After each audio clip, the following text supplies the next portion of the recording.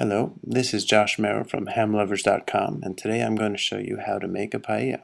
We're going to be using the Ham Lovers Paella Party Kit, which is good enough to make a paella for up to 19 people. Now, the first step is to assemble the paella burner, which is very simple. You just slide the legs onto the metal tabs on the bottom of the burner and tighten the red wing nuts. Once this is done, flip the burner over and set it down on a nice level surface. Should be quite level because you don't want your paella to cook unevenly. Now the next step is to attach the orange gas hose to your regulator. It's a good trick to put a bit of olive oil on the nozzle so you can snug the hose all the way up onto it. Then with a standard screwdriver, tighten the included hose clamps. It takes a bit of strength. Tighten them nice and tight so the hose is crimped. Do that on the other end as well, attaching to the burner. And now let's test it. Open the flame for the inner ring first. You may need to light it in a few spots.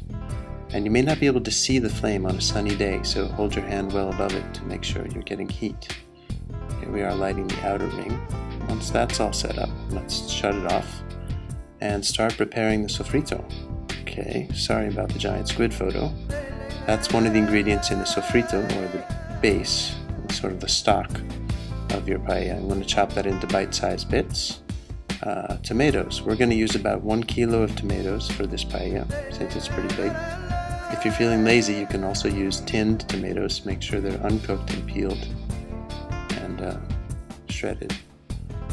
Now then, we used a bit of both for this, so we're going to set the tomato mixture aside. And now we're going to cut the ñoras. The ñora is a funny looking dried pepper that comes from the province of Murcia. It's often used to season paellas. It comes dried or in a little pot or as a paste in a tube.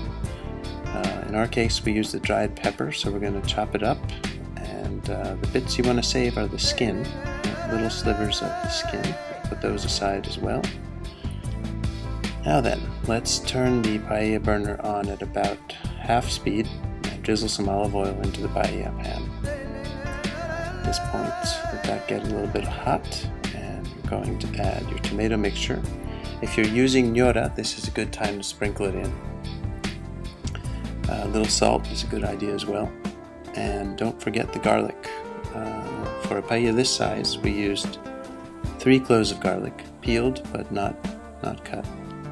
Diced. So we're going to spread this tomato mixture around, let it heat up, let it get nice and hot, and once it's spread around and ready to go, we're going to put in the squid.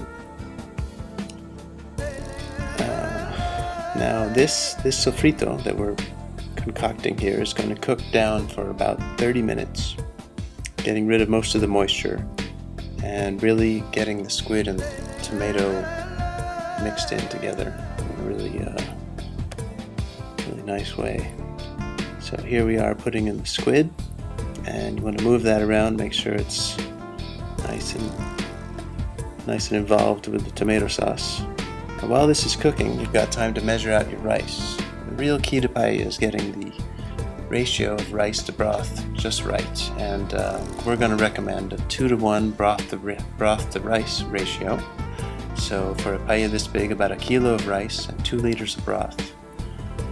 Now the broth should be boiling on your stove, because you want it to be boiling when you add it, and that's going to be in a few minutes. Here we are. The sofrito's been cooked down, and it's time to add the rice. So we're going to spread the rice out evenly in the pan and move it around a bit. Get it nice and integrated there with the sofrito. This is going to take a little bit. We're sort of letting the rice toast for about 2 or 3 minutes while you mix it around. And you're going to end up with a mixture that looks like this, where you don't really see any white anymore. At this point, we're going to turn the burners up to full blast and add the broth.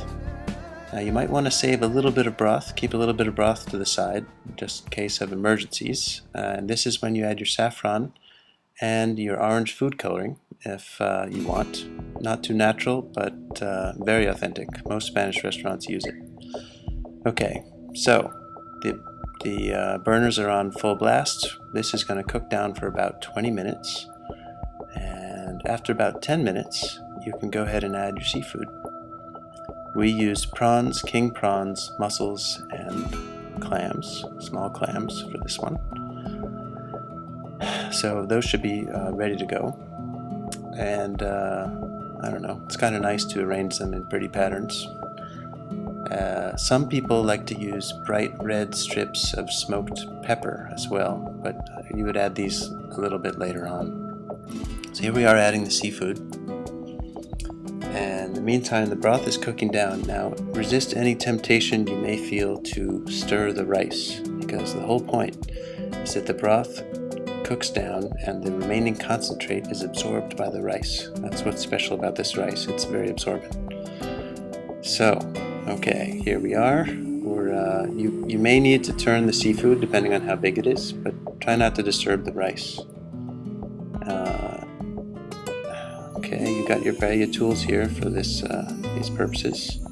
You can go testing the rice. You want to stop the operation once the rice is just a little bit past crunchy. In other words, it's not soft, but it's not raw.